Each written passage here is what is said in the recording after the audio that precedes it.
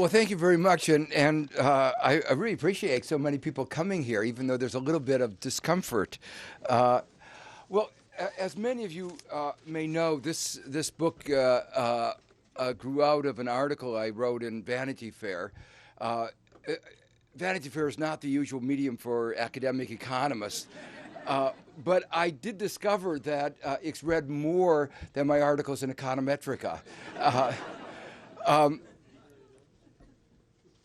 the title of that article summarizes a lot of about what I'm going to say, which is the title of that article was "Of the 1%, by the 1%, and for the 1%," and it describes something of our polity and our economy. That article went viral. It's one of the advantages of the modern technology, and my publisher persuaded me to try to expand a 4-page article, and it got bigger and bigger. The actual what I wrote was much bigger than that, and he disciplined me. What I want to do this evening is to try to describe the magnitude of the inequality in the United States, which I think most people haven't fully grasped.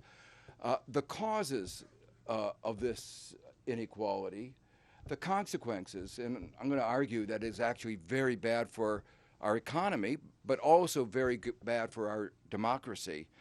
I'll talk a little bit about the way it manifests itself in almost every aspect of public decision, from budgets to macroeconomic policy.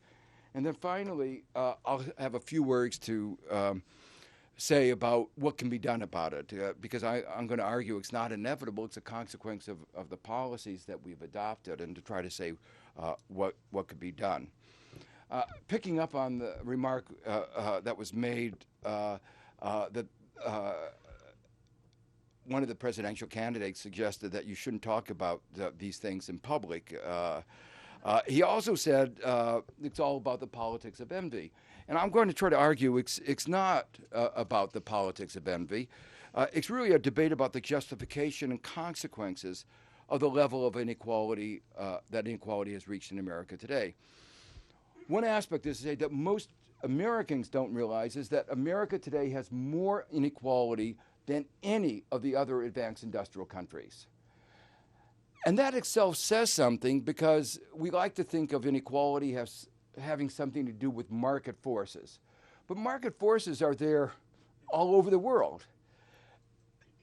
What we do with our polity, what we do in government affects how the market forces operate. And the way that has happened in the United States has resulted in our having more inequality than any other society. And that should be a cause of reflection.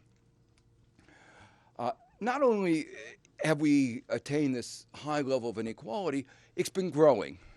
And it's been growing actually very rapidly. It used to be said that, watching inequality grow was like watching grass grow. It's very hard to see it happen. But in fact, what's been happening in the United States has been extraordinarily rapid.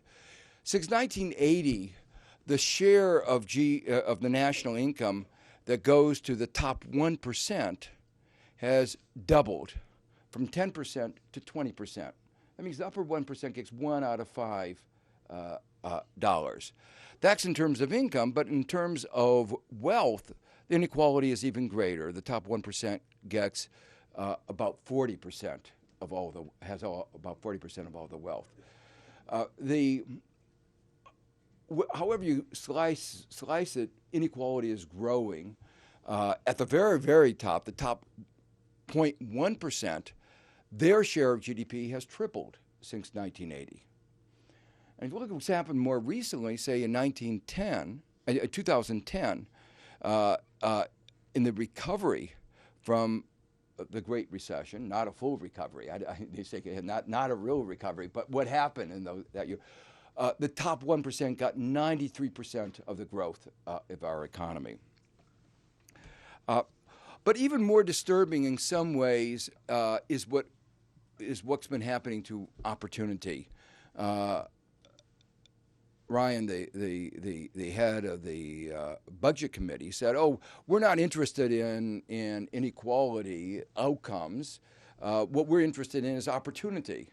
But unfortunately, that's not any better. The United States is the country with the least equality of opportunity of any of the advanced industrial countries for which there's data. And what does that mean? It means that the life chances of somebody born at the bottom are less, much less than those somebody born in the middle and the top, and that there is a higher correlation, a higher dependence on a child's prospects on the education and income of his parents than in any of the other advanced industrial countries. That should be very disturbing because we think of ourselves as a land of opportunity, and we all know examples of people who've made it from the bottom to the top, from the middle to the top. We all know examples of immigrants from poor backgrounds who've made it to the top. But when economists talk about opportunity, we don't mean these examples of these exceptions. What we mean is what happens on average? What are the life chances? And in that dimension, America is performing more poorly than any of the other advanced industrial countries. What is particularly concerned is what this bodes for the future of inequality in the United States, because if there is less equality of opportunity, it's more likely that in the future we will have even more inequality in a way, in a vicious circle that I'll come back to later. As I said, this level of inequality is not inevitable. Other countries have less inequality. We had less inequality in our past. Even the increase in inequality is not inevitable. The United States, say a decade or two ago, had even then the highest level of inequality, but our inequality has been increasing rapidly while others have managed to tame the increase of inequality, and a few countries have actually reversed it and brought down the degree of inequality. One example of that, of such a country, is Brazil. And one way of looking at what happened in Brazil, one interpretation, is that they looked over the precipice. They saw where they were going, the kind of divides in their society, people living in gated homes, a kind of political, social, economic turmoil, and they said, we can't go there.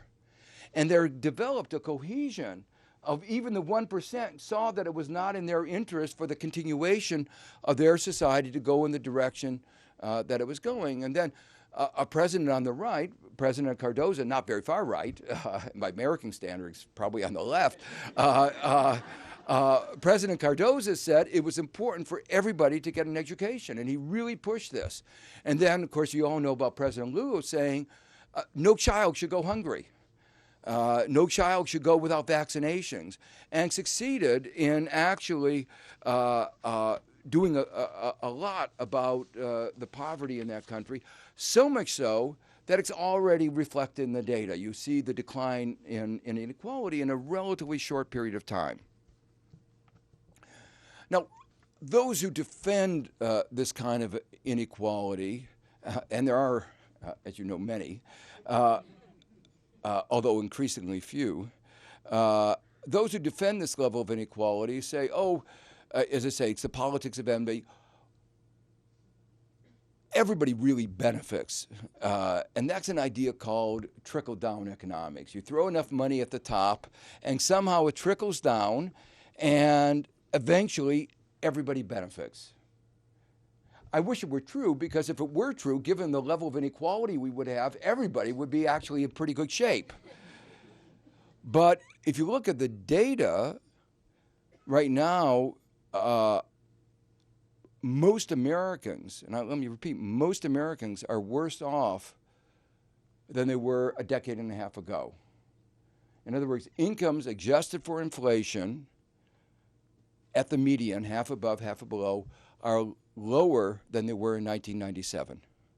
And that's really striking. So the American economy has not been working for most Americans. It's been working very well for those at the upper 1% or 10%, but not for the majority of Americans. Another statistic that I find even more troubling is when you look when you parse it out more finely,